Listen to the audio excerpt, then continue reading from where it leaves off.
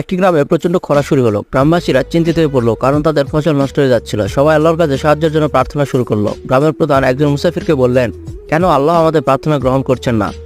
মুসাফির বললেন, আল্লাহ সবসময় আমাদের শুনছেন, কিন্তু তিনি আমাদের ধৈর্য ও বিশ্বাস পরীক্ষা করেন। একজন গ্রামবাসী তৎক্ষণাৎ দৌড়ে গেল তার জমিতে এবং সেচের ব্যবস্থা করতে শুরু করলো। মুসাফির তাকে দেখে বললেন, তুমি কেন সেচের কাজ শুরু করলে? গ্রামবাসী বললেন, আমি বিশ্বাস করি আল্লাহ আমাদের বৃষ্টি দেবেন, কিন্তু আমি আমার সামর্থ্য অনুযায়ী প্রস্তুতি নিচ্ছি। আল্লাহর উপর ভরসা করার পাশাপাশি আমাদের প্রচেষ্টাও প্রয়োজন।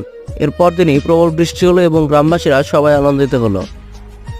একটি গ্রামে প্রচণ্ড খরা শুরু হলো। গ্রামবাসীরা চিন্তিত হয়ে পড়লো, কারণ তাদের ফসল নষ্ট হয়ে যাচ্ছিল। সবাই আল্লাহর কাছে সাহায্যের জন্য প্রার্থনা শুরু করলো। গ্রামের প্রধান একজন মুসাফিরকে বললেন, কেন আল্লাহ আমাদের প্রার্থনা গ্রহণ করছেন না?